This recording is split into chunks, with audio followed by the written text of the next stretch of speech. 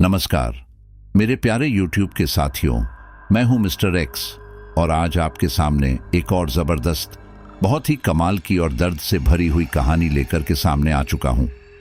साथियों, अक्सर ऐसा तो आपने कई बार सुना होगा कि किसी लड़की पर कुछ शरारती वहसी दरिंदे लड़के अत्याचार करते हैं और बाद में वो लड़की आत्मा के रूप में आकर उनसे अपना बदला लेती है। लेकिन आज की कहानी इससे कुछ हटकर है। दरअसल इस बार लड़की पर किसी इंसान ने नहीं बल्कि एक बहुत ही भयानक आत्मा ने अत्याचार किया था। उस भयानक आत्मा से दुखी होकर वो लड़की आत्महत्या कर लेती है और वो भी एक आत्मा में तब्दील हो जाती है। लेकिन वो उतनी ताकतवर नहीं होती है कि उस भयानक आत्मा से बदला ले सके और तब जाकर वो इंसानों से अपने पर हुए अत्याचार का बदला लेने के लिए मदद मांगती हैं। तो चलिए जानते हैं आज की स्टोरी में कि किस प्रकार से इंसान उस लड़की की आत्मा की मदद करते हैं ताकि वो उस शरारती और दुष्ट आत्मा से अपने साथ हुए अत्याचार का बदला ले सके। कहानी बड़ी ही कमाल की रहने वाली है, तो मैं आपसे कहूंगा कि एक ऐसी जगह पर जाकर बैठ जाओ जहां पर आप बार बार डिस्टर्ब ना हो, जिससे एक कहानी का फ्लो खराब नहीं होगा। और जो भी लोग पहली बार स्टोरी सुनने के लिए इस चैनल पर आए हैं, उनका मैं दिल की गहराई से अभिनंदन करता हूं और उम्मीद करता हूं कि वो स्टोरी को आखिर तक सुनेंगे और चैनल को सब्सक्राइब करके इस रिश्ते को दिल से मजबूत करना चाहेंगे। और हाँ, जितने भी लोग स्टोरी सुन रहे हैं वो अपने बारे में थोड़ा बहुत परिचय कमेंट बॉक्स में ज़रूर दें। कहानी हॉस्टल में पढ़ने वाली एक लड़की की है जिसका नाम है मधु। ये घटना आज से करीब 15-20 साल पहले घटित हुई थी और मेरे साथ ये कहानी शेयर की थी शहर में काम करने वाले एक मजदूर ने। मजदूर शहर में एक ठेकेदार के वहां पर काम करता था और ठेकेदार ने उस लड़की यानी मधु की आत्मा को अपना बदला पूरा करने में मदद की थी। तो चलिए अब कहानी को शुरू करते हैं और ये कहानी आप मेरे ही पर्सपेक्टिव से सुनने वाले हैं। विश्वविद्यालय में क्लास की लड़कियां आज कुछ ज्यादा ही रूखा व्यवहार और नाराजगी व्यक्त कर रही थीं। सभी लड़कों में चर्चा चल रही थी कि आज क्या हुआ, क्या बात है, कहीं हंसी मजाक कुछ अधिक तो नहीं हो गया। किसी लड़की से पूछने पर मालूम चला कि परसों शनिवार को जो लड़कों ने कैमरे से मधु की फोटो खींच ली थी, उस बात को लेकर लड़कियां बहुत नाराज थीं। शाम के समय गर्ल्स हॉस्टल के सामने गेस्ट एरिया में सभी लड़के लड़कियों से मिलने गए। मधु फौरन ही तमतमाती हुई आई और उसने कैमरा देने की बात कही। एक लड़के ने कैमरा मधु को दे दिया।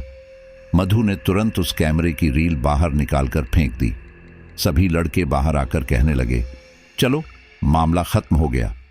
सब कुछ सामान्य चल रहा था। एक दिन अचानक विश्वविद्यालय जाने पर मालूम हुआ कि मधु ने गर्ल्स हॉस्टल के कमरे में फांसी लगा ली है। सुनते ही सारे लड़के घबरा गए और एक दूसरे को समझाइश देने लगे।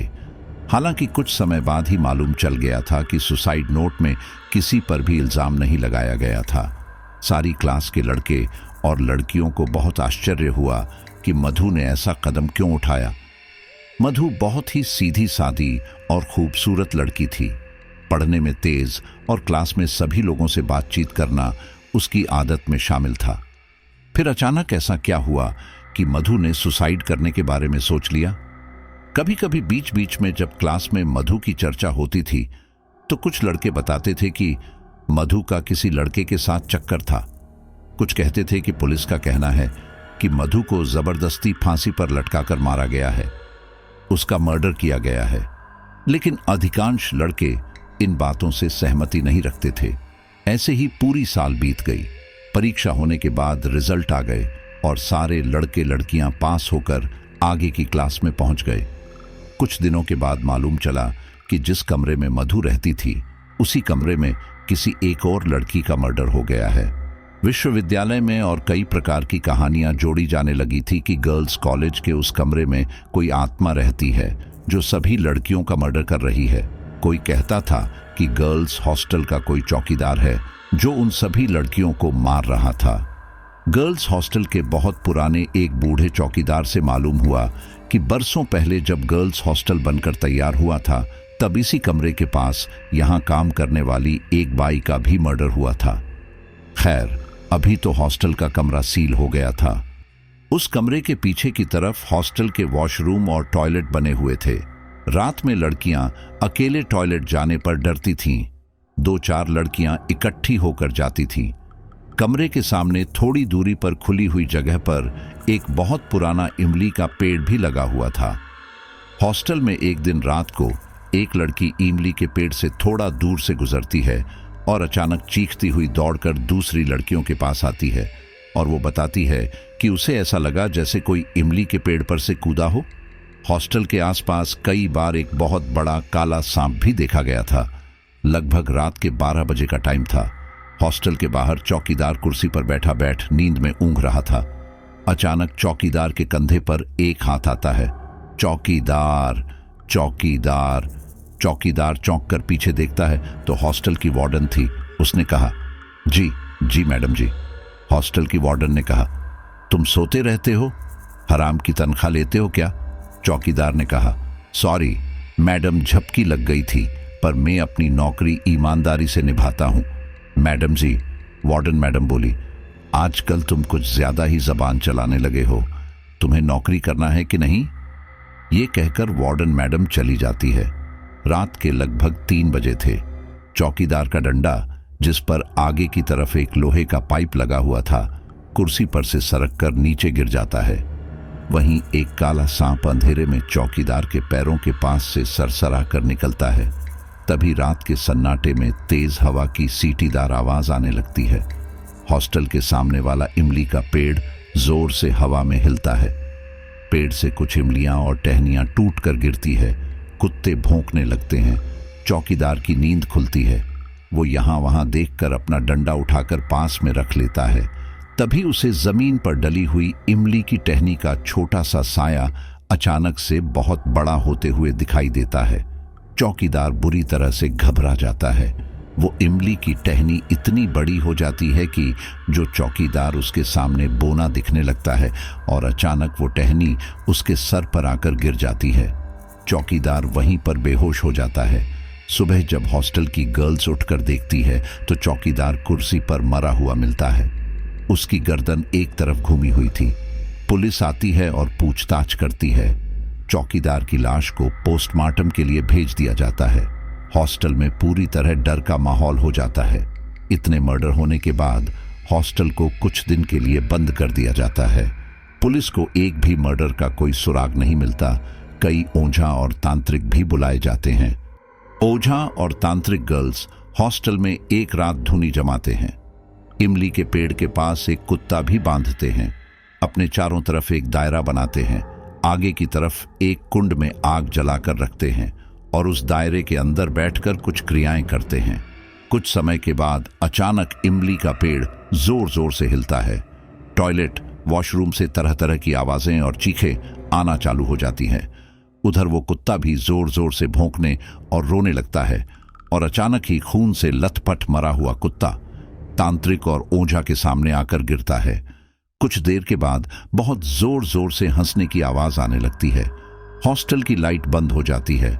चारों तरफ अंधेरा छा जाता है और अचानक अग्निकुंड की आग की रोशनी में एक बहुत बड़े बड़े बालों वाला, खून से सने दांतों वाला बहुत बड़ा भयानक चेहरा नजर आता है। ओझा और तांत्रिक के बदन में डर की सिरहन दौड़ जाती है। दोनों हड़बड़ाकर मंत्र पढ़ते हुए, दौड़ते दाड़ते हुए हॉस्टल के गेट से बाहर निकल आते हैं और अगले दिन वार्डन मैडम और हॉस्टल मैनेजमेंट के कुछ सदस्यों को बताते हैं कि हॉस्टल में कोई छोटी मोटी आत्मा का वास नहीं है, बल्कि एक भयानक खब्बीस का वास है और वो उसी वर्षों पुराने इमली के पेड़ पर रहता है। वार्डन मैडम ने तांत्रिक से कहा, उस खब्बीस को अपने वश में करके उसे इस हॉस्टल से हमेशा हमेशा के लिए दूर कर दो। ओझा बोला, मैडम, यह हम लोगों के बस का काम नहीं है। वार्डन मैडम बोली, फिर इस काम को कौन कर सकेगा?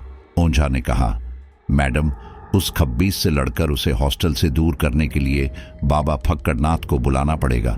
वही इस आफत को दूर कर सकते हैं। वार्डन मैडम ने कहा, तुम इस आफत को हॉस्टल से दूर करवाओ, चाहे इसके लिए कितना भी खर्च क्यों ना करना पड़े। 3-4 दिन के बाद बाबा फक्कड़नाथ गर्ल्स हॉस्टल में आते हैं और दिन में पूरे हॉस्टल का मुआयना करते हैं। और कहते हैं, कल रात कुछ तांत्रिक क्रियाएं करके देखता हूं। बाबा फक्कड़नाथ एक बहुत पुराने और भूत विद्या में माहिर बाबा थे। उनकी ख्याति चारों ओर थी। उन्होंने कई प्रकार की आत्माएं, भूत पिशाच और खब्बीस अपने वश में कर लोगों को उनसे छुटकारा दिलाया था। बाबा फक्कड़नाथ रात में नींबू और चाकू लेकर कुछ मंत्र पढ़ते हुए उसी इमली के पेड़ के पास जाते हैं और उस खब्बीस के बारे में अपनी विद्या के द्वारा कुछ जानकारियां प्राप्त करते हैं और सुबह हॉस्टल के सदस्यों को बताते हैं कि यह इमली का पेड़ बहुत पुराना है और इसी पर उस खब्बीस का वास है। खब्बीस हॉस्टल बनने के पहले से ही इस पेड़ पर रहता था। हालांकि पहले वो किसी को परेशान नहीं करता था, किंतु किसी लड़की के ऊपर इसका मन आ गया था और उस लड़की के ऊपर इस खब्बीस का साया था।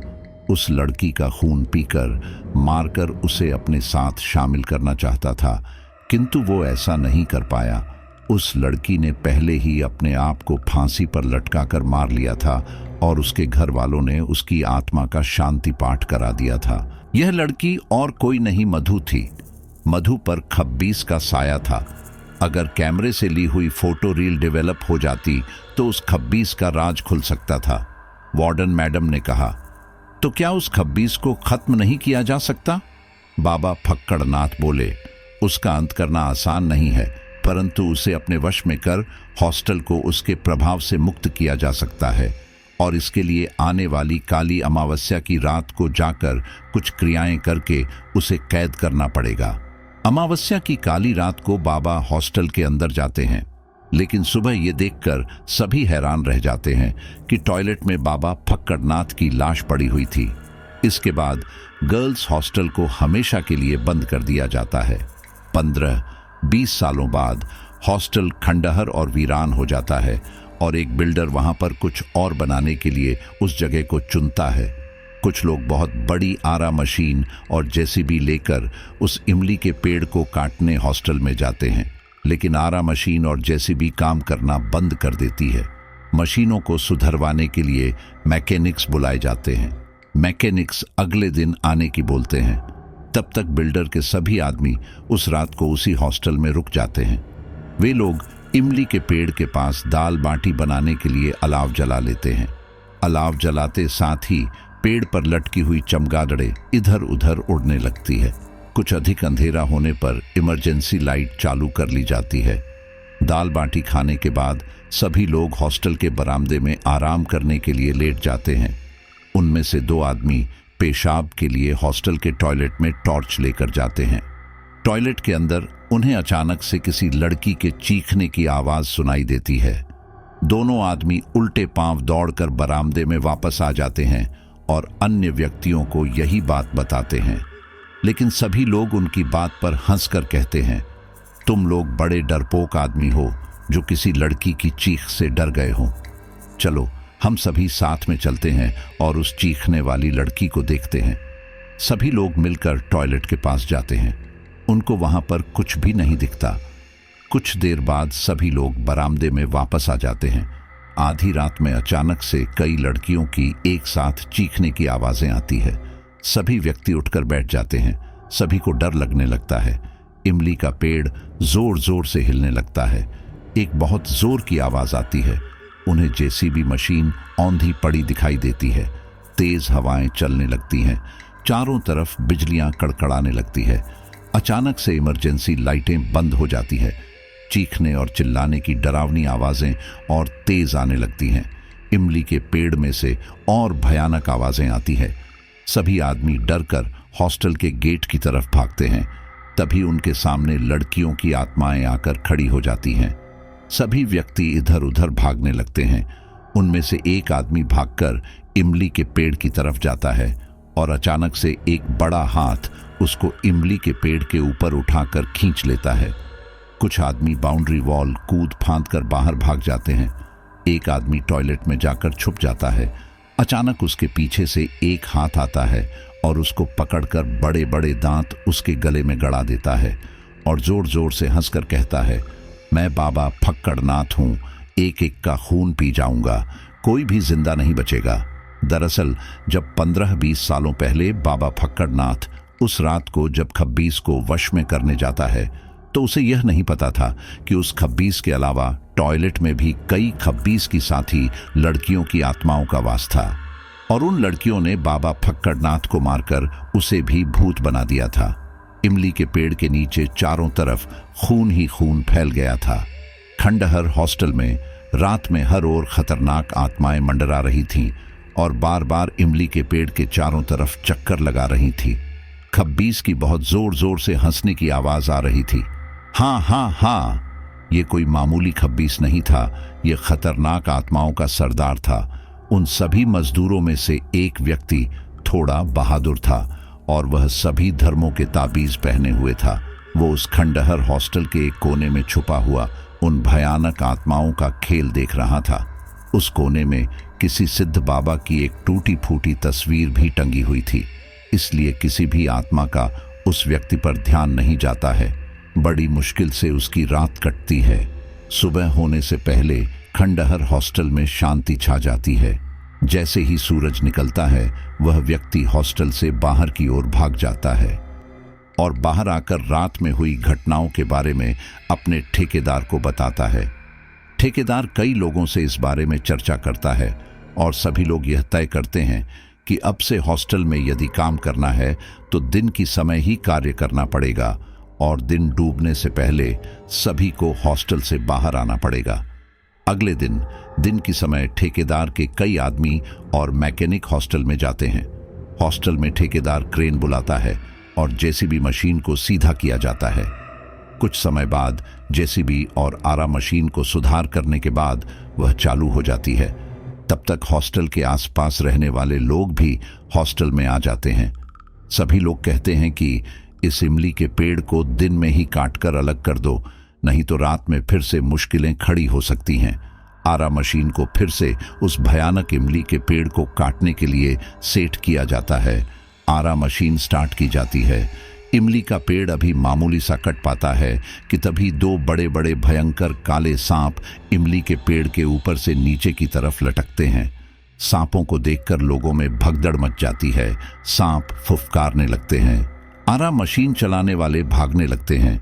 जेसीबी मशीन का ड्राइवर अपनी जेसीबी को सांपों को मारने के लिए आगे बढ़ाता है और सांपों को मारने के लिए जेसीबी का पंजा हवा में उठाता है।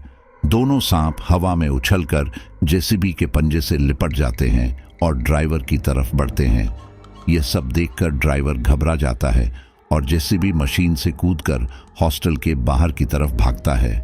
एक सांप उस ड्राइवर की तरफ तेजी से सरसराते हुए लपकता है। भागते हुए ड्राइवर नीचे गिर जाता है और जैसे ही सांप उसको काटने लगता है तभी ठेकेदार आ जाता है और उस पर एक डंडे से वार करता है। सांप तिलमिला जाता है। तब तक और भी लोग डंडे हांकी लेकर आ जाते हैं और सभी मिलकर उन दोनों सांपों का काम तमाम कर देते हैं। सांपों को मारने के बाद उन दोनों सांपों को जला दिया जाता है। चारों तरफ वातावरण में सांपों के जलने की बहुत ही गंदी बदबू फैलने लगती है। यह सब होते होते शाम होने लगती है। ठेकेदार बोलता है कि आरा मशीन और जेसीबी मशीन को अभी हॉस्टल के बाहर कर दो और सभी लोग बाहर आ जाओ। हॉस्टल का गेट बंद कर दो। कल सुबह से इस पेड़ को काटने का काम दोबारा प्रारंभ करेंगे। आधी रात के समय हॉस्टल के सबसे पास जो मकान बना था उस मकान का कोई दरवाजा खटखटाता है। मकान में रहने वाला व्यक्ति दरवाजा खोलता है लेकिन बाहर कोई नहीं दिखता है। वह व्यक्ति दरवाजा बंद करके फिर से सो जाता है, लेकिन मधु की आत्मा उस घर में प्रवेश कर जाती है। मधु की आत्मा उस व्यक्ति की पत्नी मीनाक्षी के शरीर में प्रवेश कर आसानी से उस व्यक्ति को मार डालती है।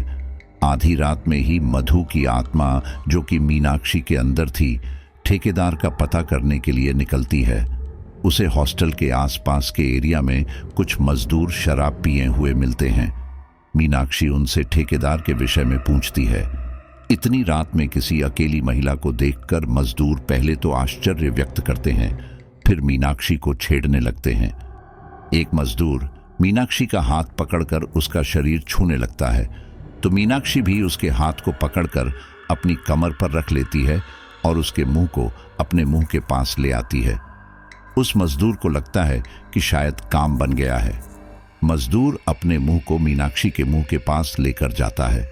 और जैसे ही उसको चूमने लगता है, मीनाक्षी उसका होंठ इतने भयंकर रूप से दबाती है कि उसका पूरा जबड़ा बाहर की तरफ आ जाता है। अचानक मीनाक्षी अपने को उससे अलग करके उस मजदूर को हवा में ऊपर की तरफ उछाल देती है। दूसरे मजदूर सकते में आ जाते हैं और वे एक साथ मिलकर मीनाक्षी के दोनों हाथों को पकड़ लेते हैं और उसके साथ जबरदस्ती करने लगते हैं। अब मीनाक्षी बनी मधु की आत्मा अपना भयानक डरावना रूप दिखाती है। आंखें खूनी लाल, बड़े बड़े नाखून, खून से सने बड़े बड़े दांत। ये देखकर मजदूरों का नशा गायब हो जाता है। डर के मारे उनकी घिघी बंध जाती है। मीनाक्षी दोनों हाथों से 2 मजदूरों को दबोच लेती है और उन्हें हवा में उछाल कर फेंक देती है। एक मजदूर को पकड़कर उसका गला दबा लेती है और भारी और भयानक आवाज में ठेकेदार का पता पूछती है। डर के मारे मजदूर कुछ बोल नहीं पाता और हाथ के इशारे से मीनाक्षी को एक और चलने की बोलता है। मीनाक्षी उसको घसीटते हुए उसकी बताई दिशा में ले जाती है। मजदूर उंगली के इशारे से ठेकेदार जहां ठहरा हुआ था उस घर का दरवाजा दिखाता है। मधु की आत्मा इतनी जोर से उस मजदूर का गला दबाती है कि उस मजदूर की आंखें और जीभ बाहर निकल आती हैं और वह वहीं पर ढेर हो जाता है। मीनाक्षी दरवाजा खटखटाती है। बहुत देर के बाद ठेकेदार थोड़ा सा दरवाजा खोलता है। किसी स्त्री को अपने दरवाजे पर खड़ा देखकर विस्मित होता है और पूछता है, अरे देवी, तुम कौन हो और इतनी रात को यहाँ क्यों आई हो? मीनाक्षी बनावटी घबराहट में कहती है, कुछ गुंडे मेरे पीछे पड़ गए हैं, मुझे अपने घर में छुपा लो। और वह लपक कर घर के अंदर पहुंच जाती है। ठेकेदार दरवाजा लगा लेता है। ठेकेदार मुड़कर लाइट जलाता है। ठेकेदार जैसे ही वापस मीनाक्षी की तरफ मुड़ता है, मीनाक्षी बनी मधु की आत्मा उससे थोड़ा दूर हो जाती है। ठेकेदार अपने गले में सभी धर्मा के ताबीज क्रॉस पहने हुए रहता है। ठेकेदार मीनाक्षी से कहता है, तुम इतनी रात में कहां से आ रही हो? कौन से गुंडे हैं और वह तुमसे क्या चाहते हैं? तुम कौन हो? कहां से आई हो? मीनाक्षी ठेकेदार से कहती है, कुछ गुंडे मुझे मेरे घर से उठा लाए थे और वो मेरे साथ रेप करना चाहते थे। मैं बड़ी मुश्किल से अपनी जान बचाकर वहां से भागी हूं। ठेकेदार कहता है, अब तुम बिल्कुल चिंता ना करो, तुम यहां सुरक्षित हो। अब मीनाक्षी ठेकेदार को रिझाकर अपने बस में करने का प्रयास करती है।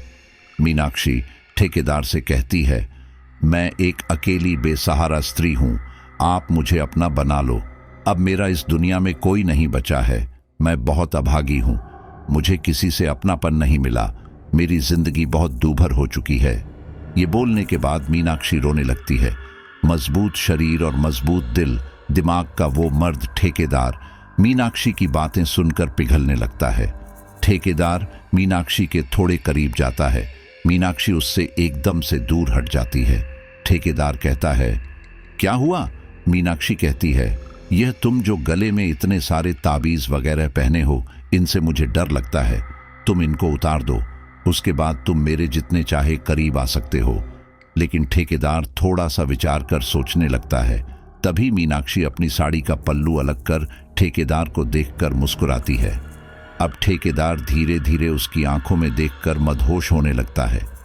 ठेकेदार जैसे ही ताबीज वगैरह उतारने लगता है, तभी बाहर से कोई दरवाजा खटखटाता है। ठेकेदार दरवाजा खोलकर बाहर निकलता है। बाहर उसके कुछ साथ में काम करने वाले आदमी खड़े मिलते हैं और वो बताते हैं कि इस एरिया में एक भयानक चुड़ैल घूम रही है और उसने कई मजदूरों को मार डाला है।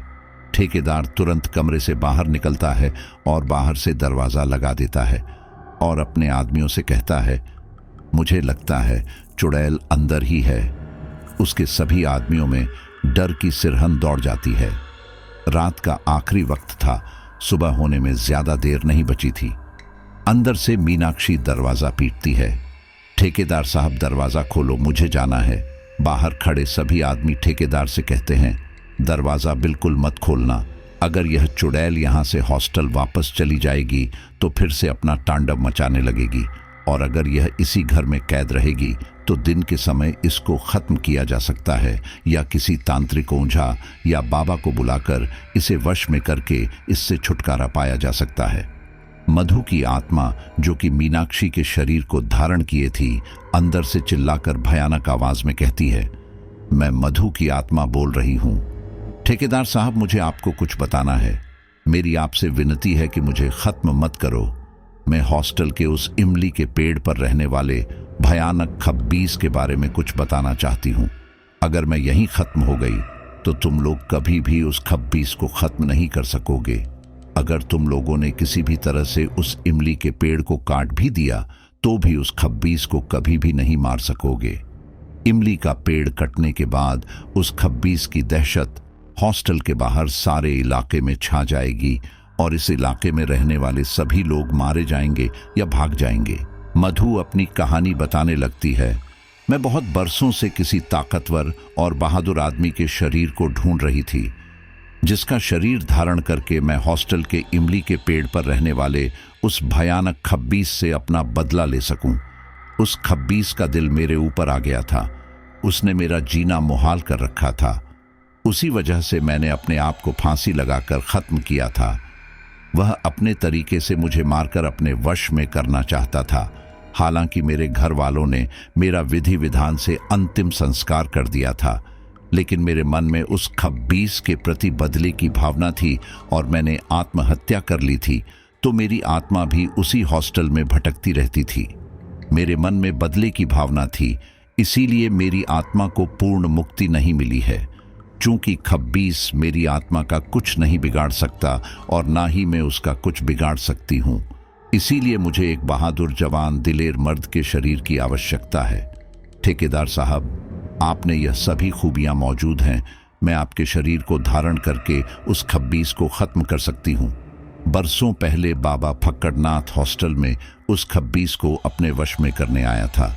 मुझे मालूम था कि बाबा फक्कड़नाथ अकेले उस खब्बीस को अपने वश में नहीं कर सकता था, इसीलिए मैंने उसके शरीर को धारण करना चाहा।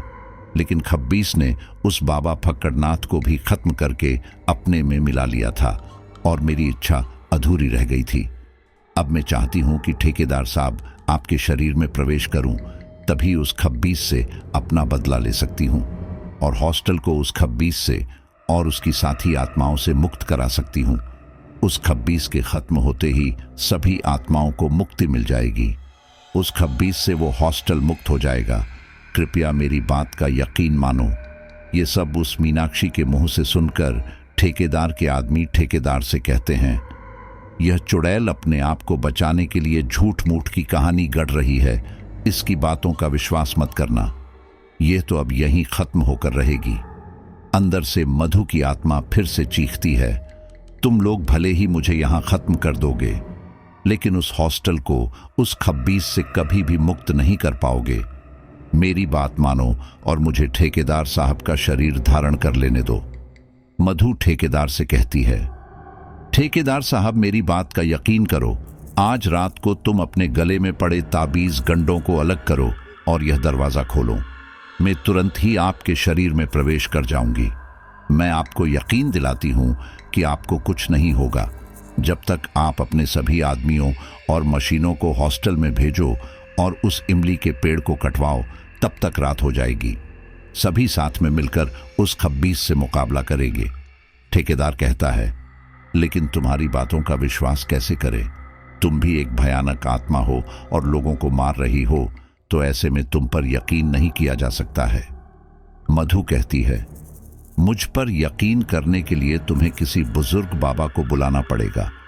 मैंने सिर्फ उन्हीं लोगों को मारा है जो कि मुझे परेशान कर रहे थे, लेकिन मेरा आग्रह है कि अब सुबह होने वाली है। दरवाज़ा मत खोलना, वरना मैं दिन की रोशनी में जलकर मर जाऊंगी। बाकी तुम किसी बुजुर्ग बाबा को बुलाना, वह तुम्हें यकीन दिला देंगे कि मैं सही कह रही हूं या झूठ। ठेकेदार कहता है, तुमसे निपटने के लिए तांत्रिक, ओझा या बुजुर्ग बाबा को तो मैं वैसे भी बुलाता। चलो देख लेते हैं तुम्हारी बात में कितना दम है। सुबह होने के बाद एक बुजुर्ग बाबा को बुलाया जाता है। उस इलाके में रहने वाले बहुत सारे लोग भी वहां पर इकट्ठे हो जाते हैं।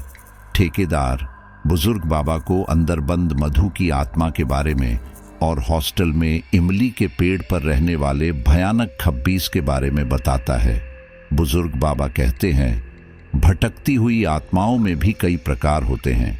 कुछ आत्माएं लोगों को परेशान करती हैं या उनको मारकर अपने वश में कर लेती हैं। कुछ आत्माएं जो किसी ख्वाहिश के चलते भटकती रहती है। जब तक कि उनकी ख्वाहिश पूरी नहीं हो पाती वह मुक्त नहीं हो पाती। यह आत्माएं मुक्त होने के लिए और अपना लक्ष्य पाने के लिए बरसों भटकती रहती है। यह किसी का भी शरीर धारण करके अपने लक्ष्य की पूर्ति कर सकती हैं। और खब्बीस बहुत ही खतरनाक भयानक आत्माओं का सरदार होता है जिससे मुकाबला करना आसान नहीं होता है। वह कभी भी मुक्त होना नहीं चाहता। अंदर बंद आत्मा किस प्रकार की है इसका पता लगाना कोई मुश्किल काम नहीं है। बुजुर्ग बाबा अपने थैले से एक बड़ा सा नींबू निकालकर उसे काट लेते हैं और दरवाजे के बाहर एक घेरा बनाकर उस घेरे में कटा हुआ नींबू रख देते हैं। अचानक से नींबू के कटे हुए भाग में से खून बहने लगता है।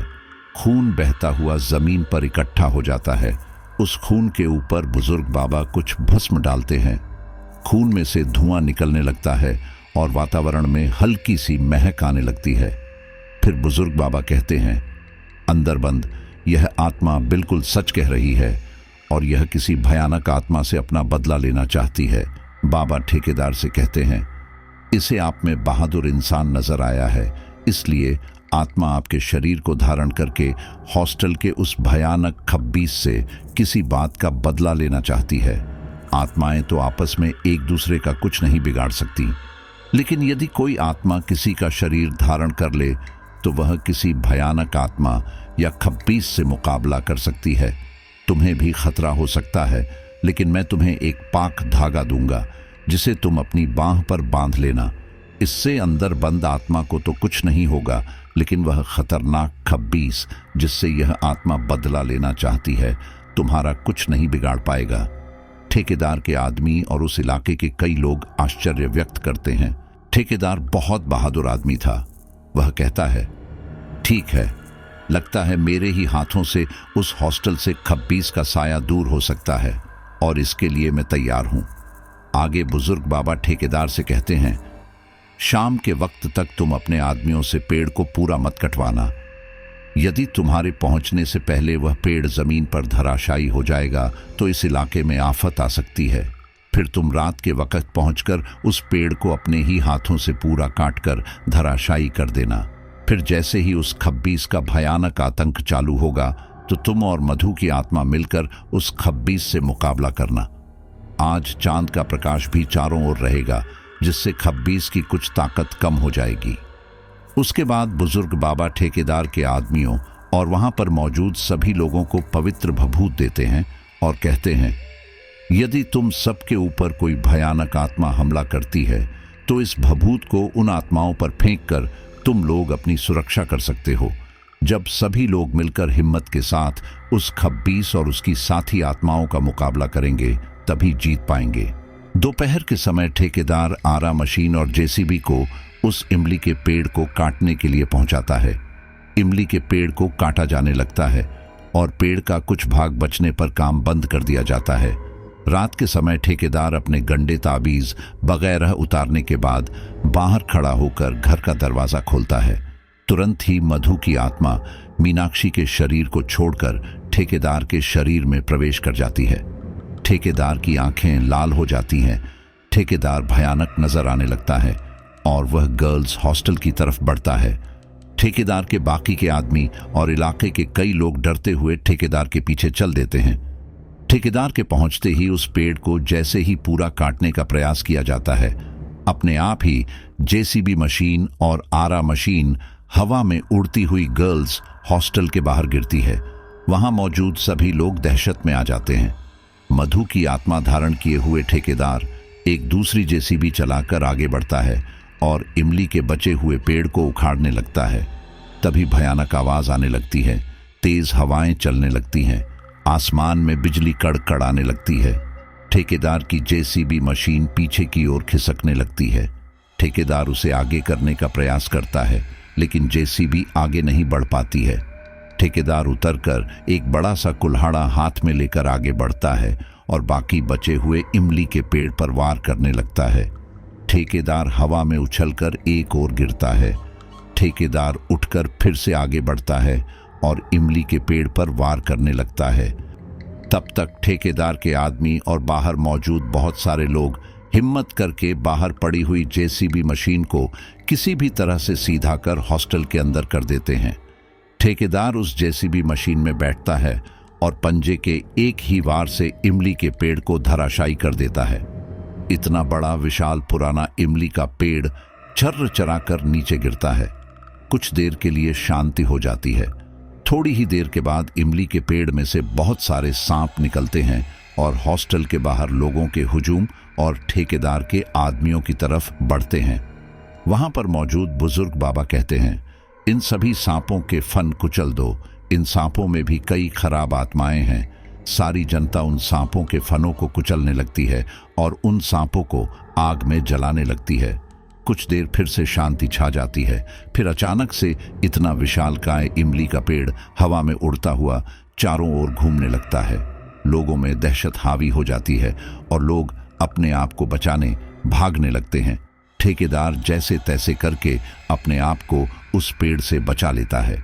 फिर वह पेड़ हॉस्टल की खंडहर बिल्डिंग के ऊपर गिरता है।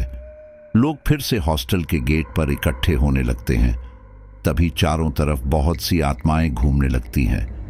ठेकेदार हाथ में कुल्हाड़े को चारों ओर घुमाकर आत्माओं पर वार करने लगता है। बाहर खड़े हुए लोग आत्माओं पर बुजुर्ग बाबा की दी हुई भभूत फेंकने लगते हैं। सभी आत्माएं जलकर भस्म हो जाती हैं। उन्हें मुक्ति मिल जाती है। उसके बाद बिजली कड़कने लगती है, तेज हवाएं चलने लगती हैं।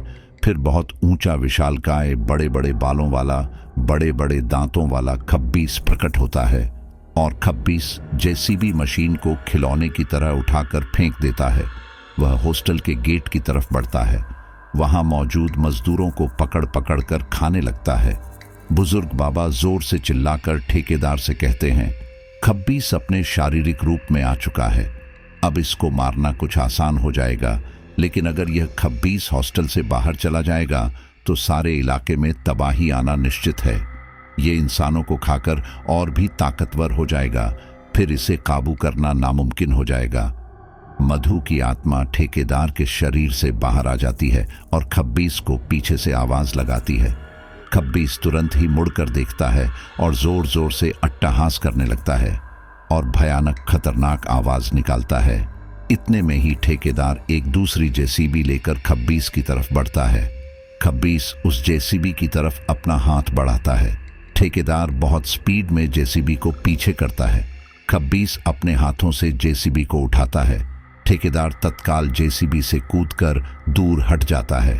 खब्बीस जेसीबी को उठाकर हॉस्टल के बाहर फेंक देता है और ठेकेदार की तरफ बढ़ता है। तुरंत ही मधु की आत्मा पुनः ठेकेदार के शरीर में प्रवेश कर जाती है।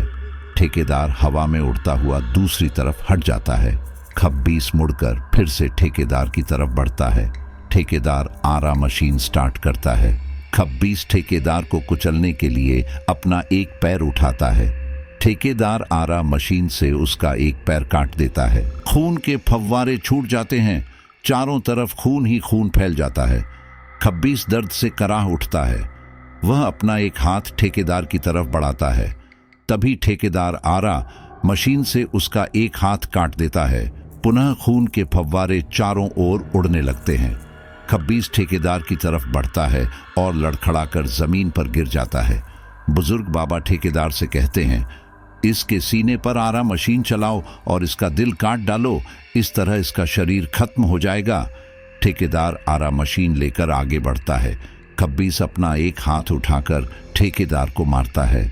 ठेकेदार दूर जाकर गिरता है। ठेकेदार का एक पांव फ्रैक्चर हो जाता है और वह उठ नहीं पाता है। मधु की आत्मा जो कि ठेकेदार के शरीर में थी, वह ठेकेदार को उठाने की बहुत कोशिश करती है, लेकिन ठेकेदार उठ नहीं पाता है। बुजुर्ग बाबा ठेकेदार से कहते हैं, यही अंतिम मौका है। अगर तुम उस खब्बीस का सीना काटकर इसका दिल काट दोगे तो ये हमेशा हमेशा के लिए यह खत्म हो जाएगा। ठेकेदार उठने की बहुत कोशिश करता है, लेकिन वह उठकर खड़ा नहीं हो पाता। तभी खब्बीस एक ही पैर पर खड़ा हो जाता है और वह ठेकेदार की तरफ बढ़ता है। तभी ठेकेदार के साथ काम करने वाले कई आदमी कुदाल और फावड़े लेकर हिम्मत करके खब्बीस के सामने आ जाते हैं। खब्बीस अपने एक ही हाथ से सभी को उठा उठाकर फेंकने लगता है। बुजुर्ग बाबा कहते हैं, अगर दिन निकल आया तो इसका शरीर तो जल जाएगा, लेकिन इसकी आत्मा और भी ताकतवर हो जाएगी, जिसे कभी भी खत्म नहीं किया जा सकेगा। तभी चमत्कार होता है। आसमान से एक रोशनी की किरण आकर ठेकेदार के ऊपर पड़ती है और ठेकेदार उठकर खड़ा हो जाता है। वो फिर से आरा मशीन उठाता है और खब्बीस की तरफ जाता है। खब्बीस ठेकेदार के आदमियों को मारने में व्यस्त था। ठेकेदार आरा मशीन से खब्बीस का दूसरा पैर भी काट देता है। खब्बीस जमीन पर गिर पड़ता है। ठेकेदार आगे बढ़कर उसका बचा हुआ दूसरा हाथ भी काट देता है। चारों तरफ खून ही खून बहने लगता है। फिर ठेकेदार खब्बीस के सीने पर चढ़ जाता है और उसके सीने को चीर के उसके दिल की ओर चलती हुई आरा मशीन को घुसेड़ देता है। खब्बीस दर्द से कराह उठता है और तड़पड़ाने लगता है। बुजुर्ग बाबा तत्काल आकर उस खब्बीस पर पवित्र भभूत फेंकते हैं। खब्बीस की आत्मा निकलकर आसमान की ओर जाकर लुप्त हो जाती है। कुछ ही देर में दिन निकल आता है और खब्बीस का शरीर जलने लगता है और शरीर राख हो जाता है। मधु की आत्मा मुस्कुराते हुए आसमान की ओर जाती हुई दिखाई देती है। उसकी आत्मा को मुक्ति मिल जाती है। उसी शहर के दूसरे इलाके में एक नन्ही सी लड़की पैदा होती है। घर वाले उसका नाम मधु रखते हैं। ठेकेदार गर्ल्स हॉस्टल की जगह पर एक भव्य इमारत तैयार करवाता है। इमारत के चारों ओर बगीचे तैयार किए जाते हैं। उस बगीचे में तरह तरह के पेड़ पौधे लगाए जाते हैं और उन्हीं पेड़ पौधों के बीच एक नन्हा सा इमली का पौधा उगाता है। तो साथियों, आज की ये स्टोरी यहीं पर कंप्लीट होती है और मुझे पूरा यकीन है कि आप लोगों को यह कहानी काफी पसंद आई होगी। हालांकि काफी कम लोग ऐसे होंगे जो सबसे आखिर तक कहानी को सुन रहे होंगे, और अगर आप उन चुनिंदा लोगों में से हैं जो कहानी को आखिर तक सुन रहे हैं, तो फिर आप मुझे अभी के अभी कमेंट करके बताओ कि आपने इस कहानी को पूरा सुना है, और अपने ओपिनियंस मुझे शेयर करो कि आपको यह कहानी कितनी पसंद आई है। बाकी मैं आपके लिए आगे भी ऐसी और इंटरेस्टिंग कहानियां लाने के लिए पूरी मेहनत कर रहा हूं। तो नेक्स्ट स्टोरी का वेट कीजिए। तब तक अपना ख्याल रखिए, दूसरों का भी ख्याल रखें। बहुत बहुत धन्यवाद।